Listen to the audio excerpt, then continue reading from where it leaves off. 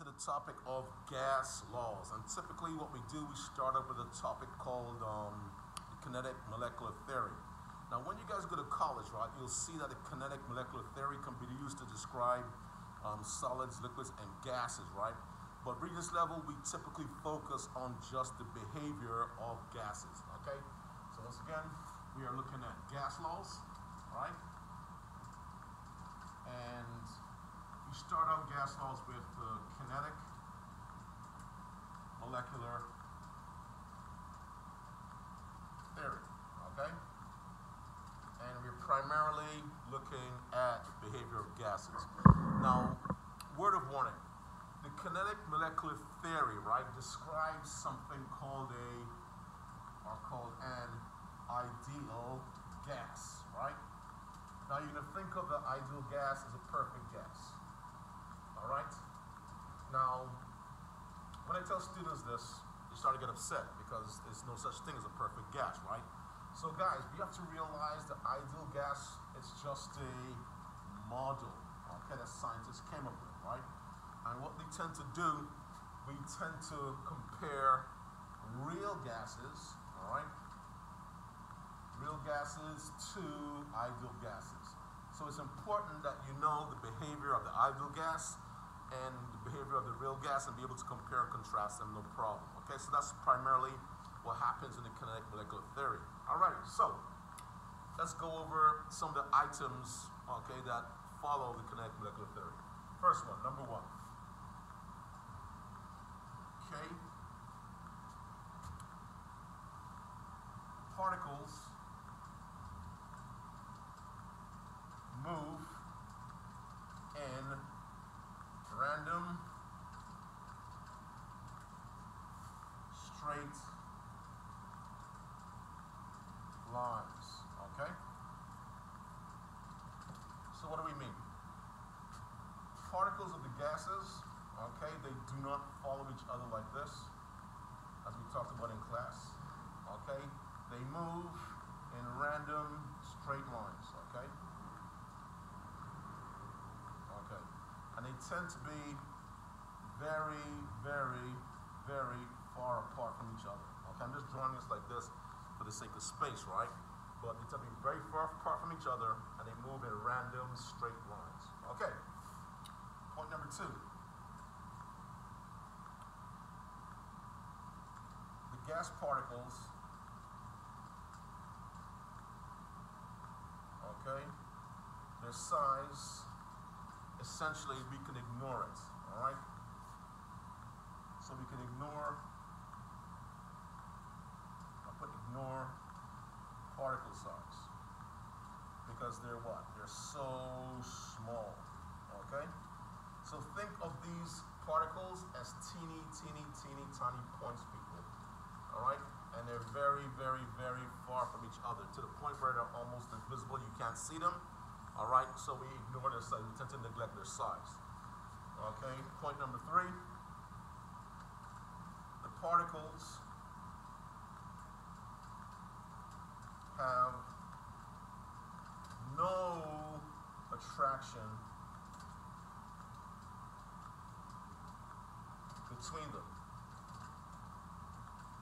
So if you have the ideal gas particles, okay, who's far away from each other, teeny tiny points, there is no intermolecular force of attraction between this particle and that particle if it's an ideal gas particle, right?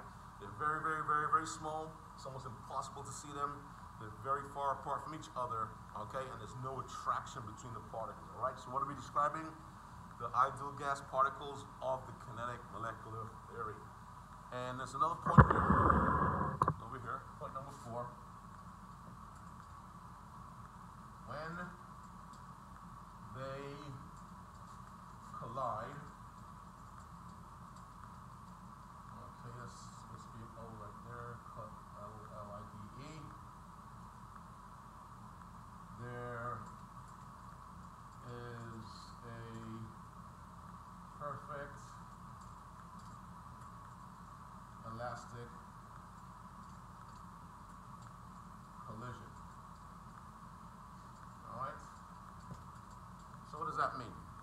And as I use in class, my analogy I like to use, in terms of billiards or pool. All right. When you strike this ball right here, okay, and it smashes into this one, right?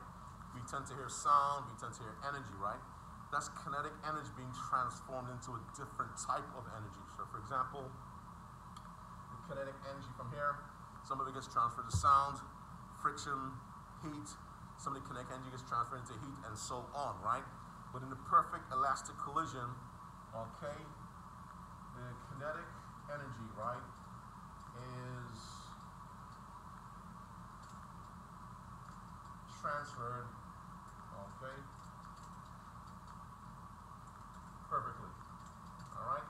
Meaning it's not converted into anything else. I'll make a note of that. Not converted, all right?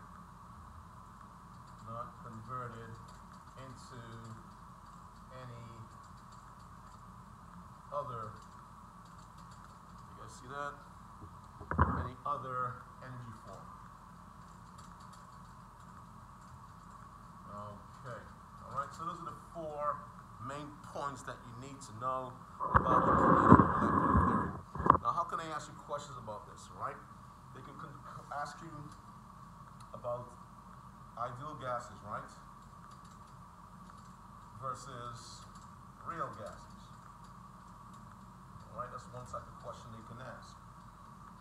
Okay, and they tend to ask you in terms of attraction, right? Which one of these guys has attraction? Okay, and in terms of size of the particles, which one of these particles has size and stuff like that, right? So we know ideal gases have no attraction, and we tend to ignore their size. Their size is negligible, right? But for real gases, we tend to say, yes, they do have attraction. Yes, the molecules or particles do have size. For example, as we discussed in class, liquid nitrogen, for example, right?